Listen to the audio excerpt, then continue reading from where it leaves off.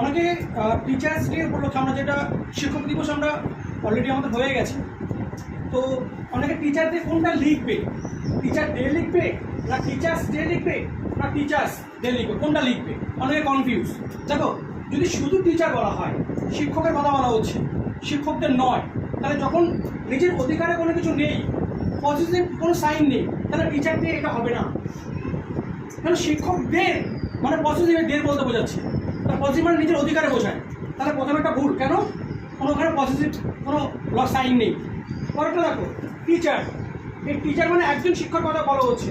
যদি তোমার স্কুল বা ইনস্টিটিউটে একজন শিক্ষক থাকে, কিন্তু তার উপলক্ষে তুমি যদি শিক্ষক দিবস করে থাকো, একজন শিক্ষকের জন্য যদি করে থাকো, তখন তুমি লিখবে টিচার্স ডে। যেটা সাধারণত তুমি ইউটিউব দেখো, খবরের পেজ দেখো, দেখবে এটাই লেখা থাকে। তার কারণ ওরা একজন শিক্ষকের সম্বন্ধে বলতে চাইছে, কিন্তু সেটা সম্পূর্ণ ভুল।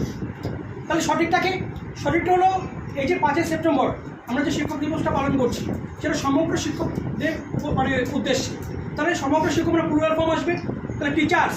তাহলে এই যে টিচার্স, এই টিচারের সাথে এস থাকবে, সাথে একটা অ্যাপোস্ট্রফি সাইন আসবে, এই অ্যাপোস্ট্রফি সাইন হবে, তারপর হলো ডে। আরেকটা কথা মাথায় রাখবে, টিচারের টি বড় হাতের থাকবে, ক্যাপিটালে থাকবে, আর ডে ডি ক্যাপিটালে থাকবে, না হলে সেটা ভুল। তবে কোনটা সঠিক হলো? এটা হলো নাম্বার 3, টিচার্স ডে। বোঝা গেছে আশা করি। তো সবাইকে শেয়ার করে দাও। Thank you.